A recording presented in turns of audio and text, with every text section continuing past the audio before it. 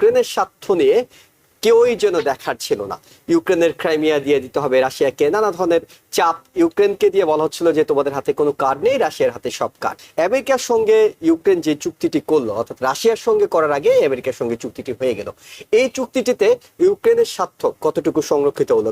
যে মিনারেল গুলো যে এক্সপ্লোরেশন করবে এবং কার হাতে কন্ট্রোল থাকবে, যেটা আমি একটু পরে দেখলাম যে তারা বলেছে একটা কমন একটা ফান্ড থাকবে যেখানে হচ্ছে ইয়া করা হবে, এবং যুক্তরাষ্ট্র স্বাভাবিকভাবে এখানে যেখানে যাচ্ছে এখানে স্বাভাবিকভাবে টেকনোলজি যেটা তাদের নাই, এবং এই যুক্তরাষ্ট্রীয় অবস্থার জন্য কিন্তু সারা ওয়ার্ল্ডের মানুষ কিন্তু তখন সবাই কিন্তু সংখ্যায় এবং অলরেডি কিন্তু জেরোম বলেছেন যে জেরোম পাওয়াল যে একটা রিসেশনে কিন্তু আমরা অলরেডি আসি। একটা বড়দের জোর করে দখল করলো আফটার সেকেন্ড ওয়ার্ল্ড ওয়ার, সেই তার দেওয়া হলো এবং সেই জিনিসটাকে জোর করে কেড়ে নেওয়া হলো। Big mistake, strategic mistake. এই কারণে সমস্ত ইউরোপ কাঁদছে। যেটা হচ্ছে নাকি যুক্তরাষ্ট্রকে টিকিয়ে রাখতে হলো, ইট ইজ $30 ট্রিলিয়ন। এটাকে কোনো রকম সাস্টেন করা যাচ্ছে না, এটা কোনো রকম মুভ ফরওয়ার্ড করা যাবে না। ইউক্রেন রাশিয়া যে শান্তি চুক্তির কথা বলা হচ্ছিল, সেখানে ইউক্রেনের স্বার্থ নিয়ে কেউই যেন দেখার ছিল না। ইউক্রেনের ক্রাইমিয়া দিয়ে দিতে হবে রাশিয়াকে, নানা ধরনের চাপ ইউক্রেনকে দিয়ে বলা হচ্ছিল যে তোমাদের হাতে কোনো কার্ড নেই, রাশিয়ার হাতে সব কার্ড। এখন আমেরিকার সঙ্গে ইউক্রেন যে চুক্তিটি করলো, অর্থাৎ রাশিয়ার সঙ্গে করার আগে আমেরিকার সঙ্গে চুক্তিটি হয়ে গেল। এই চুক্তিটিতে ইউক্রেনের স্বার্থ কতটুকু সংরক্ষিত হলো? কারণ ইউক্রেনের ইকোনমিক মিনিস্টার তিনি বলছিলেন যে এখানে সব পুরো চুক্তিতে এই মিনারেলের কন্ট্রোলটা থাকবে ইউক্রেনের হাতেই। এখন পর্যন্ত বিস্তারিত আমরা চুক্তি জানি না, চুক্তিটি স্বাক্ষর হয়েছে এইটুকু আমরা জানতে পেরেছি। আপনার ধারণা থেকে কতটা আসলে ইউক্রেনের স্বার্থ সংরক্ষিত হলো? আমি তার আগে একটু বলবো, আসলে আমাদের শ্রদ্ধেয় ডক্টর শওকত আলী যে ইকোনমিক যে অ্যানালাইসিসটা করেছেন, চমৎকার একটা অ্যানালাইসিস করেছেন। আসলে দেখুন, he doesn't go by the evidences. আমি জানি তার কাউন্সিল অফ ইকোনমিস্ট আছেন। আপনি দেখুন সবচেয়ে সূচক গুলো, তার এই ইন্ডিকেটর, এই সংখ্যাগুলো, এভিডেন্স গুলো দিয়ে তো আমরা ইকোনমিক বিশ্লেষণ করি। ফার্স্ট কোয়ার্টার আপনি দেখুন 0.3, which is like clearly he said it is like 0% almost, অথচ বিফোর ইট ওয়াজ 2.4%। এখন কোথায় তাহলে ইকোনমি এখান থেকে বোঝাচ্ছে। এবং দেখুন চমৎকার এবং যেটা বলছেন যে ইকোনমি ডিপেন্ড করে কিসের উপর, কনজামশনের উপর, আপনার রেট অফ ইন্টারেস্টের উপর। ইকোনমি ডিপেন্ড করবে ইনভেস্টমেন্টের উপর। এখন আপনি শপিং এ মার্কেট, আমি যদি শপিং মল গুলো যাই, আপনি দেখবেন যে কাস্টমাররা কিন্তু ওই ধরনের আজকাল শপিং করছে না। So this is what all this, if you ask the specialist experts, this is the way we are actually believe, and this is the way we actually give you the opinion. But it doesn't go by executive order দিয়ে আপনার সে হয়তো সবাইকে nullify করে সে নিজেই করে যাচ্ছে। So this is something like, I think দর্শকদের জন্য অনেক চমৎকার ভাবে কিন্তু এটা তুলে ধরেছেন। Well done doctor Shawkat Ali. আচ্ছা, এখন আপনার যে ইউক্রেনের ব্যাপারে যেটা আপনি বললেন, Ukraine has actually no choice at this point, there is no other way than to. কথা হচ্ছে যে আপনি যতদূর বলেছেন যে কতটুকু যে ডিটেইল ইয়া হয়েছে, যে মিনারেল গুলো যে এক্সপ্লোরেশন করবে এবং কার হাতে কন্ট্রোল থাকবে, যেটা আমি একটু পরে দেখলাম যে তারা বলেছে একটা কমন একটা ফান্ড থাকবে যেখানে হচ্ছে ইয়া করা হবে, এবং যুক্তরাষ্ট্র স্বাভাবিকভাবে এখানে যেখানে যাচ্ছে এখানে স্বাভাবিকভাবে টেকনোলজি যেটা তাদের নাই, উন্নত মানের সায়েন্স টেকনোলজি ইউজ করবে এবং এটা এক্সপ্লোর করবে, which is good if you go there like honestly, আপনি যদি সত্যিকার অর্থে গুড ইন্টেনশন নিয়ে করেন। এবং সবচেয়ে বড় যেটা অ্যাচিভমেন্ট যেটা হচ্ছে, যুদ্ধটা বন্ধ হবে, কারণ এখানে যুক্তরাষ্ট্রের অনেক এক্সপার্ট যাবে, যুক্তরাষ্ট্র কাজ করবে বিভিন্ন জায়গায়, সুতরাং রাশিয়া সেখানে কোনো একটা কিছু করতে স্বাভাবিকভাবে কিন্তু এটা হেজিটেট করবে।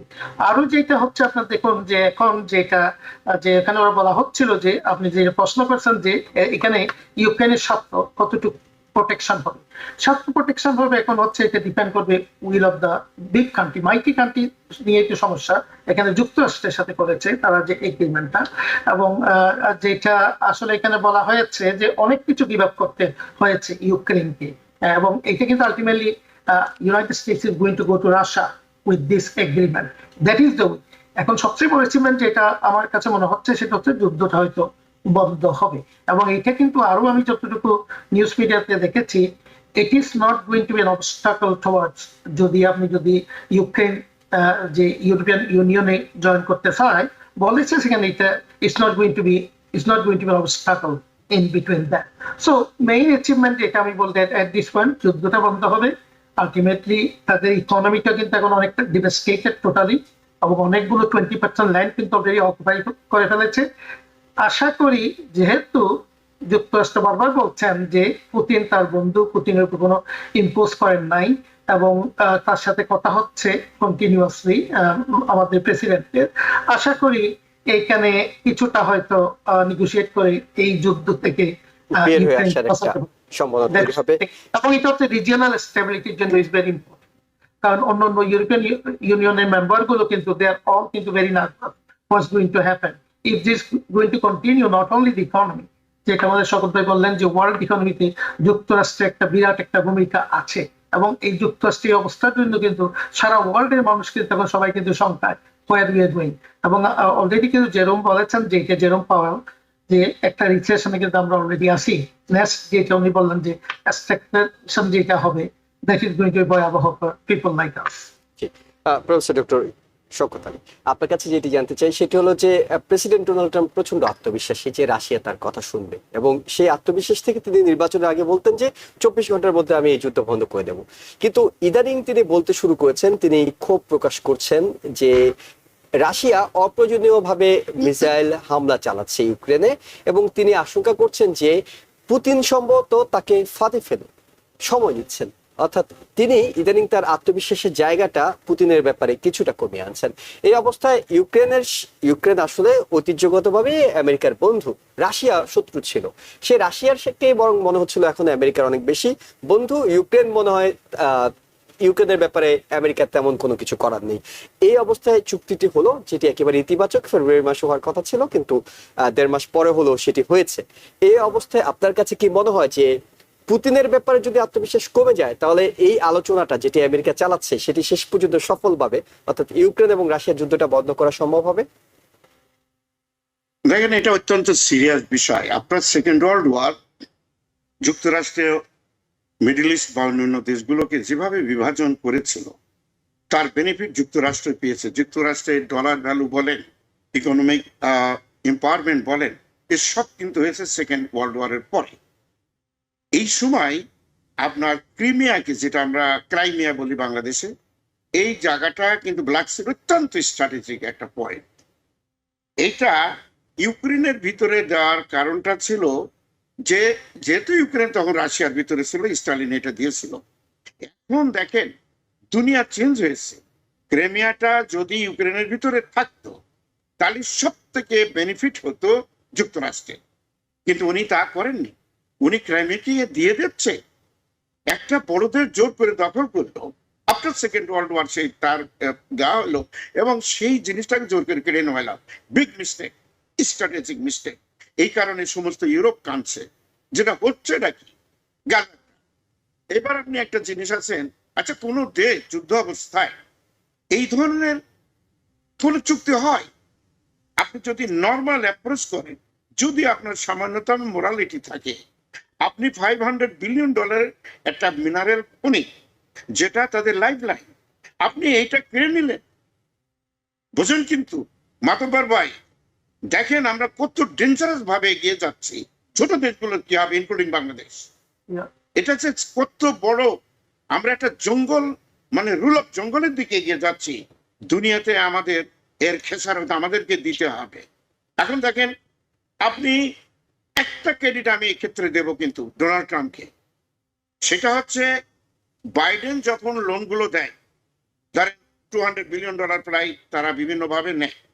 এই লোন নিয়ে অনেকগুলো লোন গ্যারান্টি আছে, অনেক ক্লজ আছে, এই নিয়ে আমি এখন কথা বলবো না। তখন কিন্তু প্রশ্ন আসে যে আমরা ইউক্রেনের কাছ থেকে কি পাচ্ছি। অলিখিত চুক্তি ছিল যে এই মিনারেলটা ইভেন্চুয়ালি আফটার দি ওয়ার তুমি আমাকে দিবা। ডোনাল্ড ট্রাম্পের আমি এই ব্যাপারে একটা থ্যাংক ইউ দেব। সারা দুনিয়া থেকে এই যে পাইরেটিং, এই জিনিসটা কিন্তু ডোনাল্ড ট্রাম্প করেছে। এক্স্যাক্টলি এটা করছে গাজাতে, এবং এই যে এগ্রিমেন্ট করছে এটা কিন্তু ইফেক্ট হবে গাজাতে। আরবদের সব গার্জেন লাতিমের ওখান থেকে বের করে দিয়ে দেবে, পুরো জায়গাটা দখল করবে, এবং আরবরা তাতে মহাখুশি হবে। সেই ব্যবস্থা করা আছে, চুক্তিগুলো আছে কিন্তু সৌদি আরবে, যাতে সেখানকার মন মানসিকতা চেঞ্জ হয়ে যায়। আমরা ডেঞ্জারাস। দেখেন আগের টার্মে দেখেন জেরুজালেমকে দেওয়া হলো, এটাও কিন্তু অলিখিত, অল প্রেসিডেন্ট। সেখানে তারা এটা কাছে মাতবার ভাই, I am here in this country since 1981 and I came to Columbia University. আপনি দেখেন এই অলিখিত চুক্তিগুলো ছিল ডোনাল্ড ট্রাম্প এসে বলল no no no move your capital, this is your country. এইগুলো সে কিন্তু করেছে। এর একটা অন্য আলোচনা আছে।